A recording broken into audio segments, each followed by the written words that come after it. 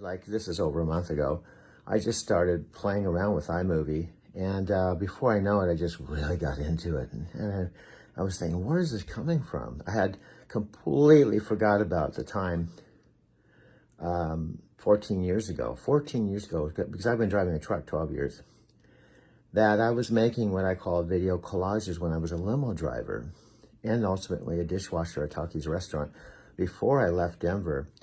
That I did that for 4 years. I was going to the library and getting stacks of DVDs and stacks of videos, and I didn't have an iPhone back then. I didn't have a laptop, but I drove a limo during the day. I would show up at the Hyatt at 6 a.m. and I'd drive a limo all day long, taking people back and forth from the Hyatt to the airport. And then I go back to the Barrister building on my studio that I had. I have to drum up some videos of that. Actually, it's actually on these DVDs, so I can do that. I come to my Barrister building studio, not this studio, obviously, but the studio, and I had these CD burners and the DVD burners and all this stuff. And I'd spend the whole evening just making these video collages. What I was actually doing was copying segments from these videos and DVDs that I could, and taking like documentaries on like Martin Luther King and the peace movement and all kinds of different things, Buddhism and all kinds of stuff, Dalai Lama, and I was remixing them. It was like watching them and then remixing them and making them into my own video kind of art at night instead of watching TV. And I really got into it. In fact, I was telling people at the Hyatt, yeah, I drive a limo during the day and I make movies at night, you know.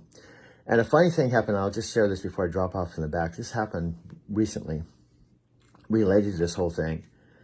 And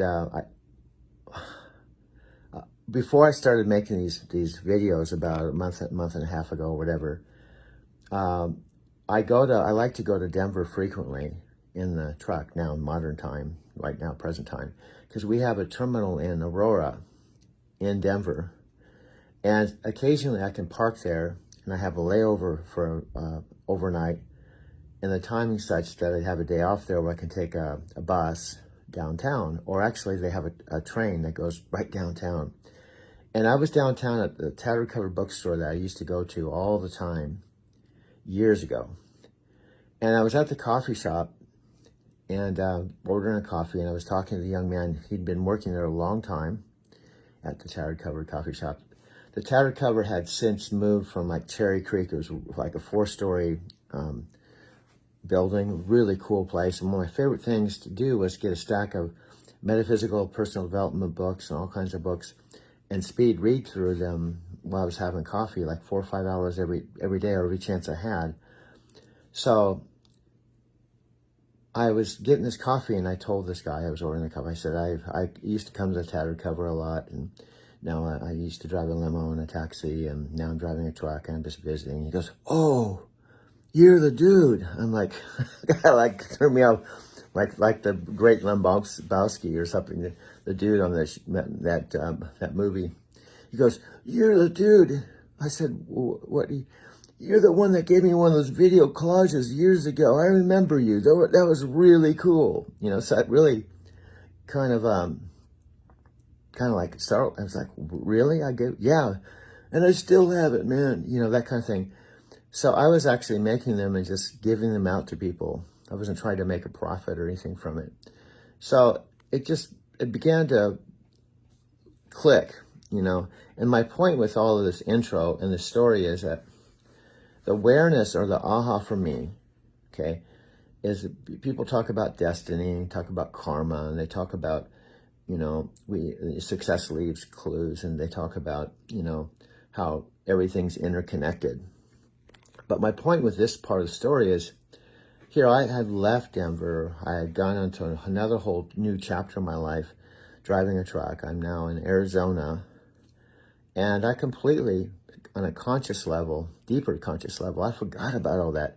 Now, if you jarred my memory and said, "Doug, what were you doing back then when you're driving a limo?" and probe me a little bit, be in there and probably say, "Oh, yeah, I was making these video collage things back then."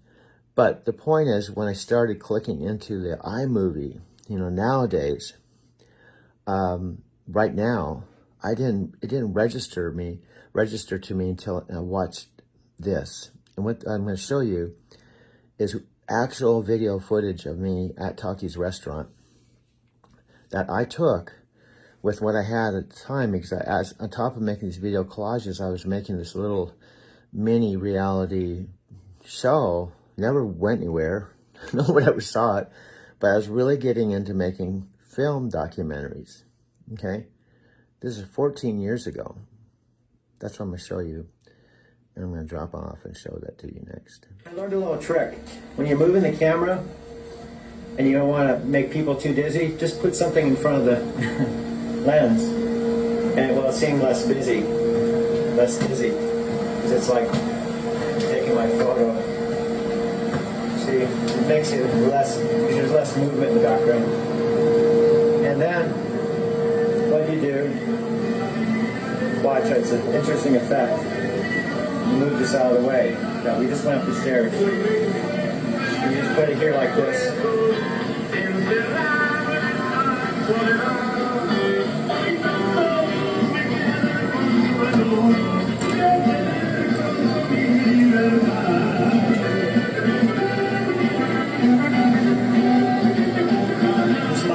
Camera.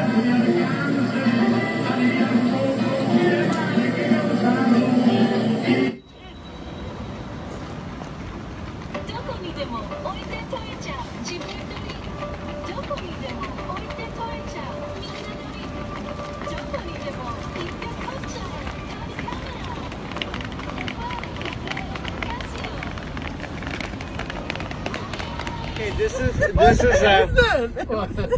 perfect. Professor. This is a video. It's being recorded. This is my new friends in Tokyo, Japan, and from Singapore and Ethiopia. Yeah. What's up? What's up? What's up? Yeah. Good.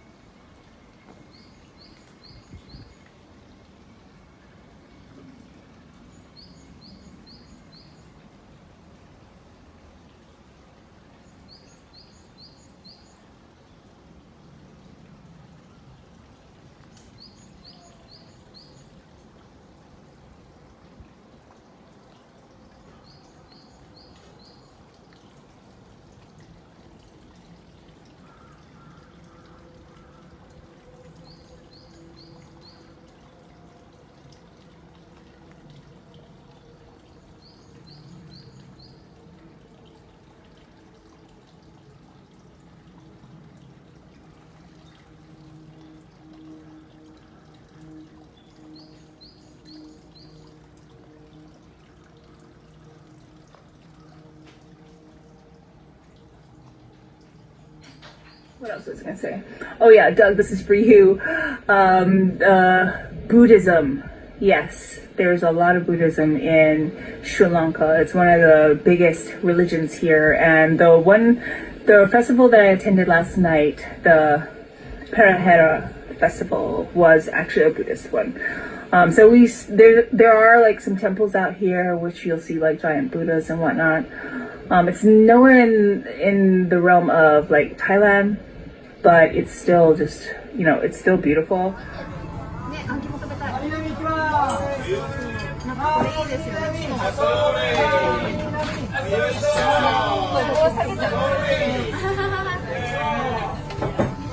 Oh, that's big lettering.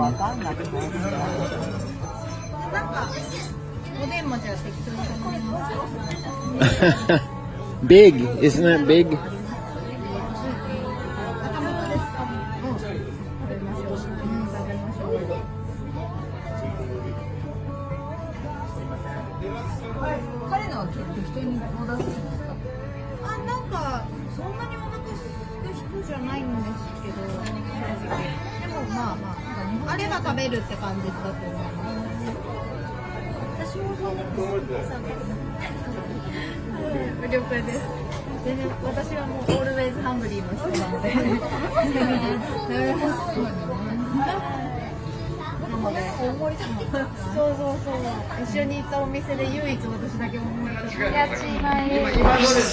Your teeth are very good.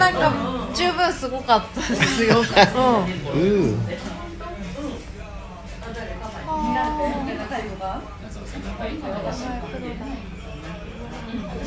God, he makes it look so easy.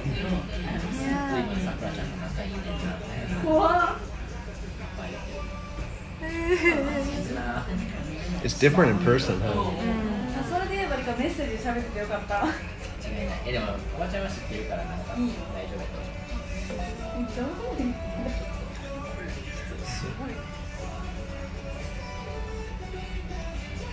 And when you feel the ball, it's heavy. It's not like a.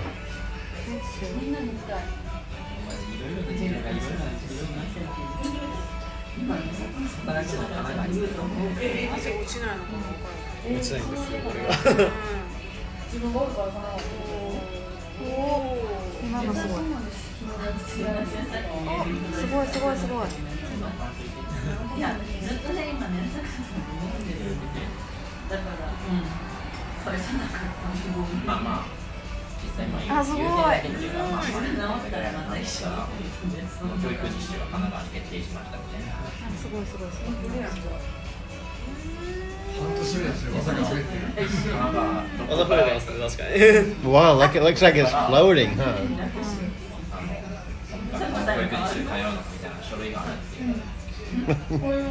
Wow.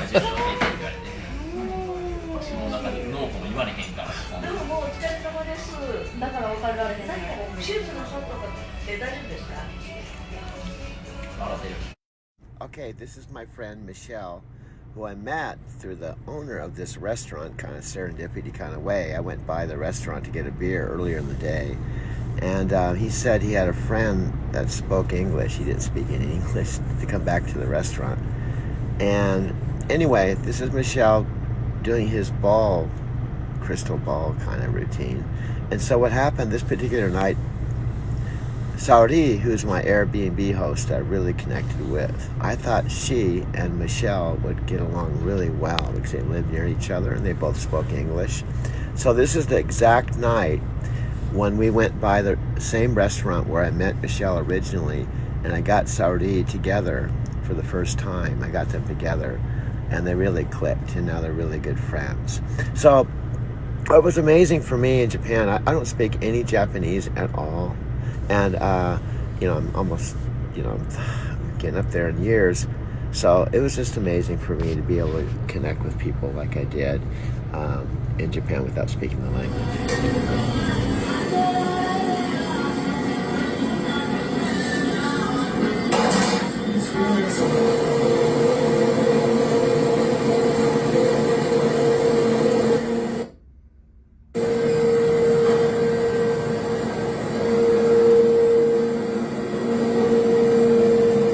Taki's office. It's Saturday. I'm making a movie on Movie Maker, which is on Windows. Once you get the hang of this, it's real easy to do. You can make video transitions, for example. I just made this in between dishes. Watch this. I'll check it out. Check this out. Full screen. I just made this in like 2 minutes.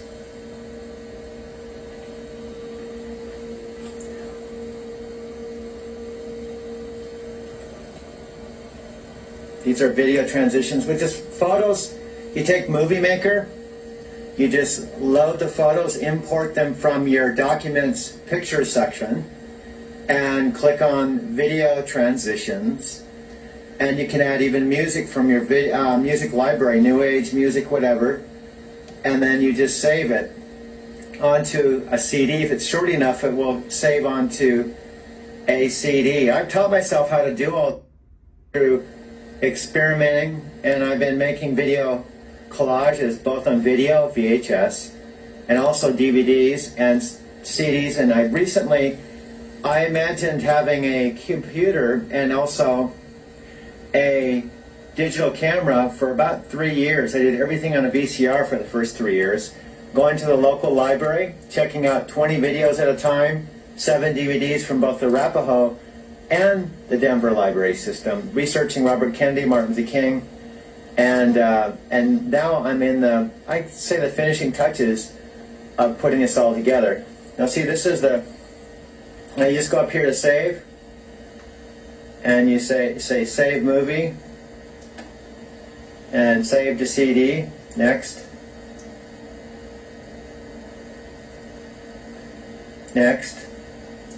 best, and then start.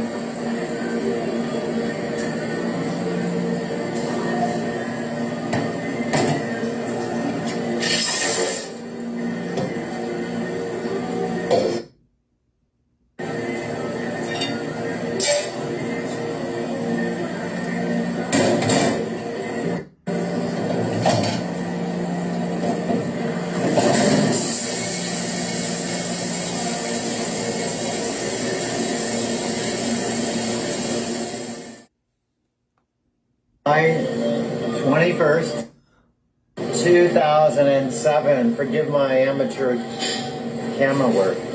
It's about 12:30 and I'm working from 12 to 3 today as a dishwasher. This is where I work every day, washing dishes at Taki's restaurant. I quit my limo driving job about probably February, and it's now July. And I did it for actually about 5 different reasons. One of them, I had a disagreement with Yusuf, the son of Jamal, who owns Centennial Limousine. And I'll get into that conversation a little bit later, but this is where I wash my dishes. I basically bring the dishes back from the front area where the people eat. I bust the tables. I bring them back to this place, wash them, rinse them, and I put them in the dishwasher here. They're washed, and then when those are done, I put the next ones in. They come out, and I take them from here and put them where they belong, out with Jose or Pepe when they're cooking. All the bowls, and I didn't even know where all the bowls went, but I put the bowls and the various dishes away.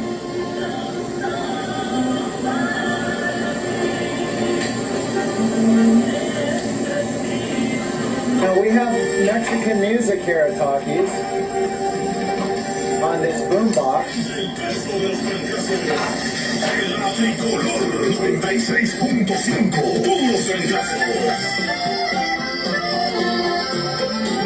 And we have Mexican cooks. They're cooking Japanese food. This is the Saturday cook, Jose. He's cooking Japanese food, and he's been cooking Japanese food at Taki's for a long time. 2-3 years?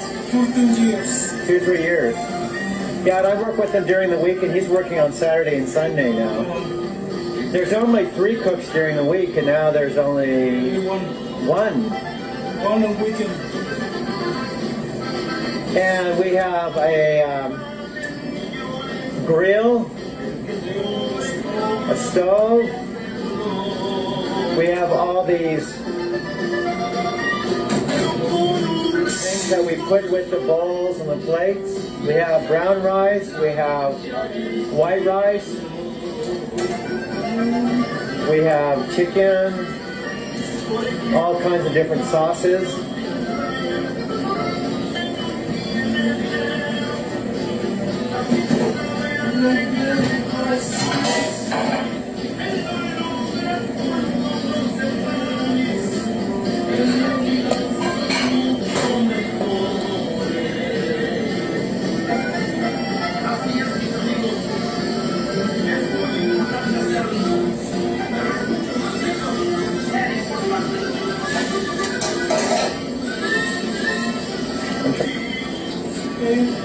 He's gonna make some tempura vegetables. He's putting the batter on them. Tempura veggies. And then what he does, oil. And it makes a vegetable tempura.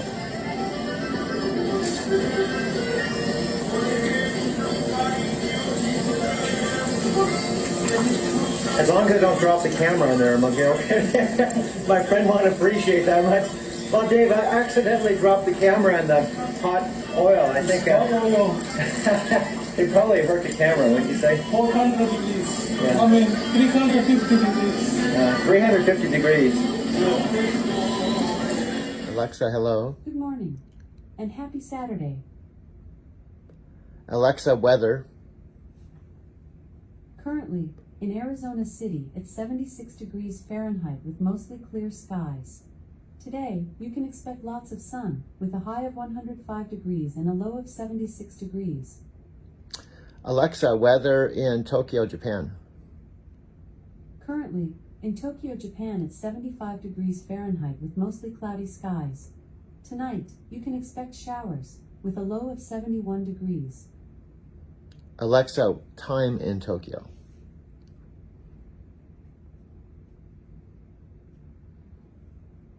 Okay, she didn't respond. Alexa, the time in Tokyo, Japan. The time in Tokyo is 8:47 p.m. 8:47 p.m. Alexa, what time is it in Arizona City, Arizona? In Arizona City, it's 4:47 a.m. Alexa, do you know who I am? I'm talking to Doug. This is Doug's account. She's very intelligent. She's my company when I'm just making these videos. You know, there's nobody else but me, Alexa, here. It's an amazing life I have.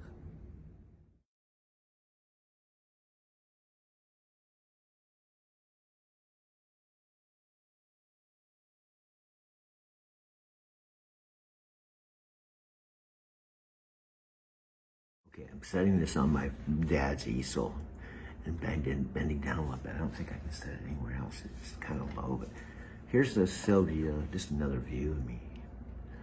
This is the Sylvia story, kind of trying to tell you the short version. I was driving a taxi. This is over 20 years ago. Okay? 20 years of my personal development. I was driving a taxi, and then shortly after meeting Sylvia in April of 1998 online, I shifted to driving a limo, not driving a truck. I'm not going to Japan yet. This is kind of what I thought was going to be the driving to Brazil story. Okay. I had not dated in like 4 years, you know. I have a hard time when something doesn't work out, because when I fall in love, I go all in, so to speak, and I plan a future, and I really want to be committed to that person. And unfortunately, when they don't feel the same way, I fall kind of hard. And I see this is kind of low. Okay, we'll figure this out together. Okay. So anyway, so when things didn't work out with my previous girlfriend, her name is Debbie. Unfortunately, sadly, about 11 years ago, she passed away from breast cancer. But we were in a relationship for about 2 years. I won't go into the whole thing, but we really had a deep relationship, and didn't work out. She decided not to be in the relationship. So I went 4 years. But I was driving a cab and working all these hours, just kind of like driving a truck. I was leaving first thing in the morning, working till like 9 or 10 at night. I'd come home and sleep in my own bed, but I was working all these hours. And a buddy of mine named Mark Gilbert, I'll never forget, he had one of those first computers with dial-up, and he was meeting women online. And I'd never done that before, never had a computer. He said, dude, this is the best thing for you. And he also drove a taxi. He said, you can just get your computer, drive your taxi, come home at night, check your emails, put some ads in Yahoo, and you might meet someone. So I thought about it. It's a true story. It's exactly how it happened.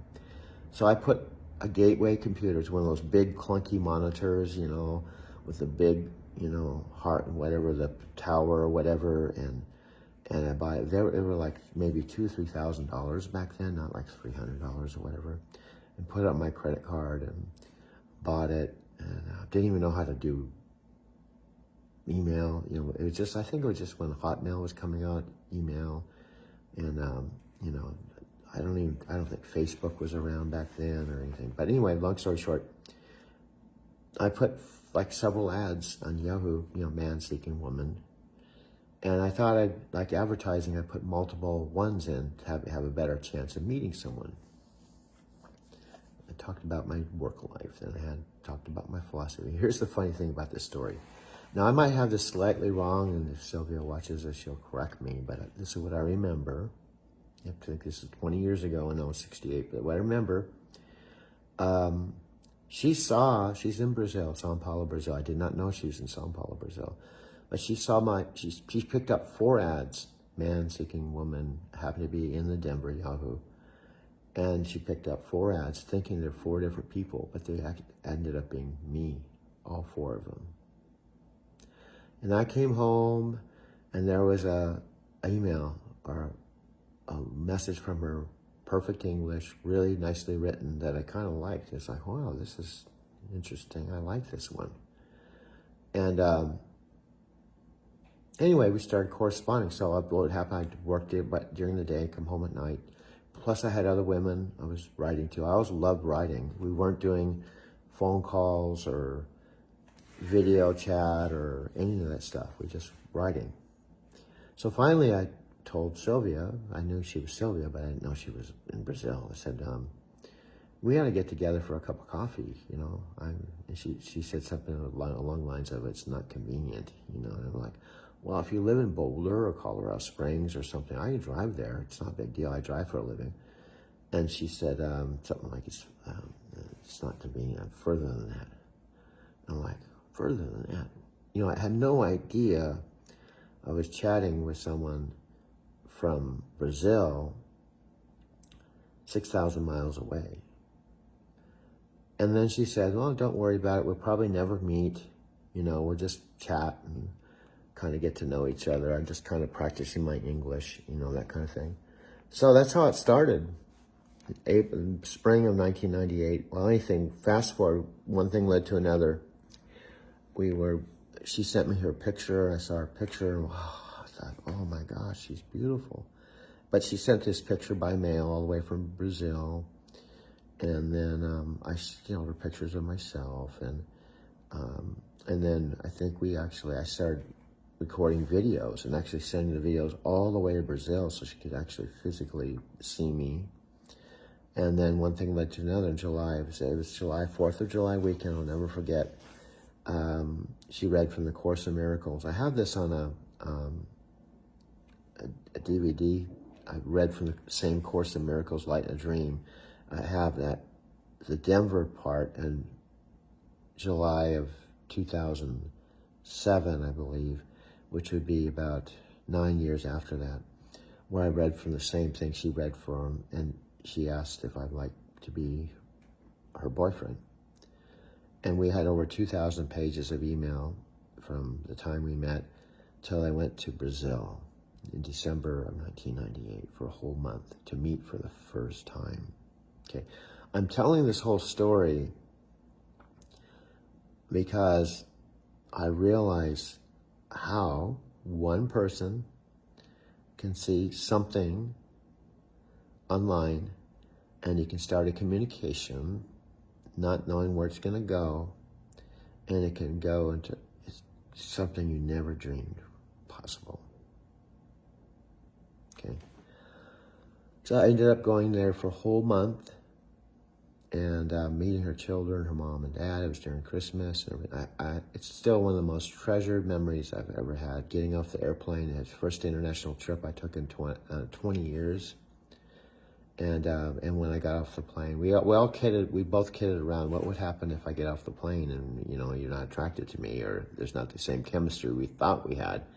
What are we gonna do? We have a whole month together planned, And fortunately, as soon as I got off the plane, it was like there was this instantaneous, like we'd been together for lifetimes.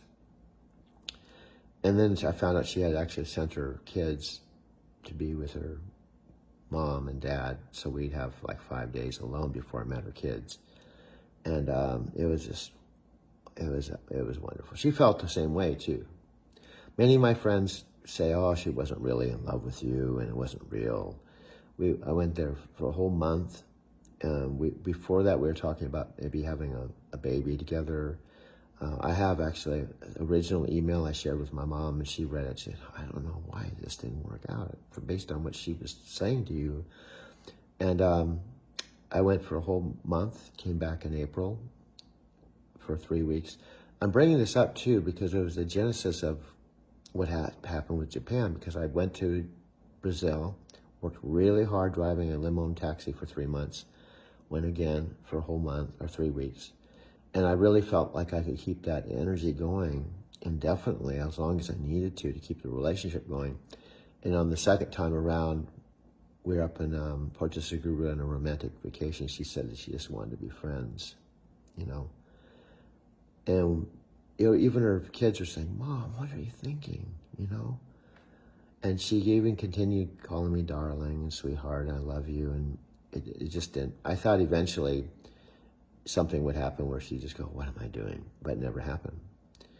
We stayed friends. We've been friends since then. In fact, I haven't physically talked to her on the phone since about 2005. She left the first voicemail, kind of message on Facebook. First time I heard her voice in like 16 years, talking to me about TikTok. So we kept in contact. But my point with this story, because I experienced that with her, I believe that the internet and social media and stuff can still create magic. Now, I haven't been in a love relationship now since I ended up being in a really short relationship around 2001. So this would be like 20 years ago. And I had something maybe, 4 or 5 years ago with a woman from Empower. I met at an event, and I thought there was, on paper, it looked really like maybe this could be the thing. But when I met her in Miami, we both decided, no, the chemistry wasn't there. So technically, I really honestly have not been in love like that since Sylvia. And now I've been pretty much single. Really, I consider even the meeting with my friend from Empower and the short 3-month relationship I had in Denver. Why we broke up is the woman I was in a relationship physically for real for about 3 months. She said, something's not right. I'm sorry. I don't feel like you're totally, in this. And I had to finally break down to her and say, I'm just still in love with Sylvia. I'm trying to do this. I've gone through the motions of it. And I'm just not over that yet. So we ended up breaking up. We tried to be friends. It didn't work out. So it's really strange for me to go 20-something years now and without another real relationship. And God only knows, it may never happen again. You know, so I'm not saying I'm doing all of this to attract another Sylvia on the internet. It could happen, but I'm really doing this because I don't understand the power of video and the internet, even though, you know, my whole thing started like over, you know, 20-something years ago. I'm in the car, not the truck, but still me, with my same headset, dark glasses, and my baseball cap, but just different environment. And I really appreciate having a car, by the way, too. I went years without having a car. Years, because when I was driving a limo, they supplied me with a black Lincoln Town car. It wasn't my car. And they paid for the gas, and they paid for the insurance, and I had full use of it 24 hours a day. But the Barrister Building, I had, not once, but twice, I was doing janitorial work on 2 separate occasions, in exchange for rent there. So I've had some kind of interesting things that have happened, you know, like having a place with no rent and just doing barter and janitorial work. And now, you know, having this home, essentially, when it comes down to it, I've lived in this home for about 10 years and I've never paid rent, you know, which is pretty cool. And now I have this car, you know, paid cash for it. So that's another whole side. See, I have a little bit of beard. My hair is growing on the side here. I did look at a video that was, I recorded where I was clean shaven all the way around. That was done about a month ago. So I kind of pretty consistently grow my beard out. My beard was getting pretty bushy, and I was clean shaven at the time I took my mom to the hospital after my dad had a surgery. But I love sitting here in the art studio here in this chair by my dad's easel is a place I like to sit and talk. This place right here. So I might just talk for a few minutes there before I go into the room and kind of get this video officially started. So here, I like being behind the camera because frankly, I think it's a cooler view than looking at me. I think you would probably agree. This is where my dad sits and paints. He hasn't been able to paint for quite a while now.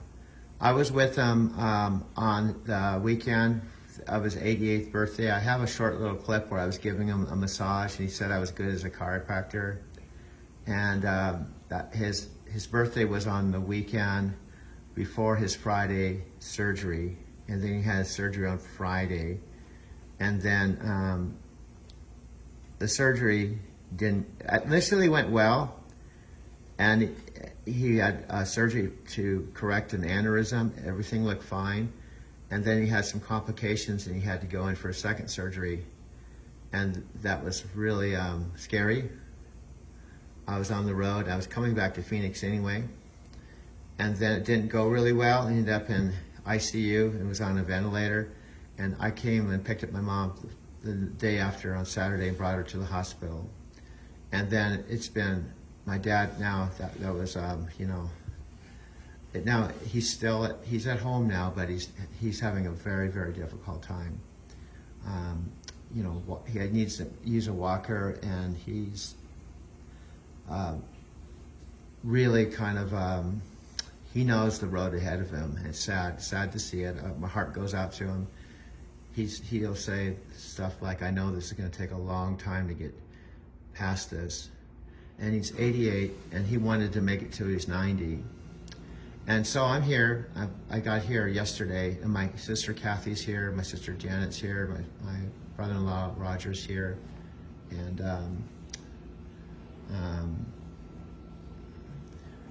I spent some time with my dad today, a couple times today, and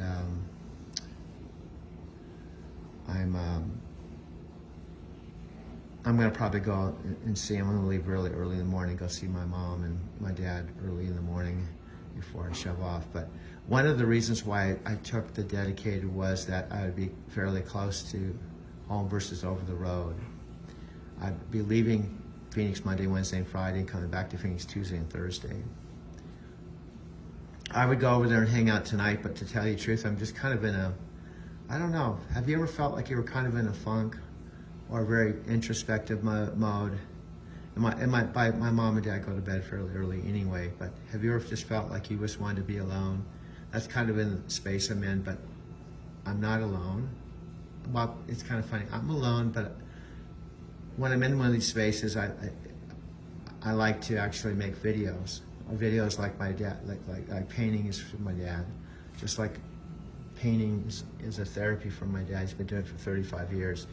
Video, even though I've just been doing it for a little over a month, is kind of like painting is from my dad. So I'm gonna go into the studio and begin. Through my dad's art studio, which used to be my living room in my home. Now, one of the cool things about coming home is that I don't have all this walking room in my space, in my truck, obviously. If you've seen the inside of my truck, I have basically a sleeper, a bed, closet, small refrigerator, my driving area, and not all this space. So I'm walking up to get some coffee. I love coffee. I know Mike and Michelle love coffee. And just keeping it real, I'm gonna pour the coffee right in front of you. I have the camera in my left hand. I want my channel to be authentic and honest and real, you know, and I know Mike feels the same way.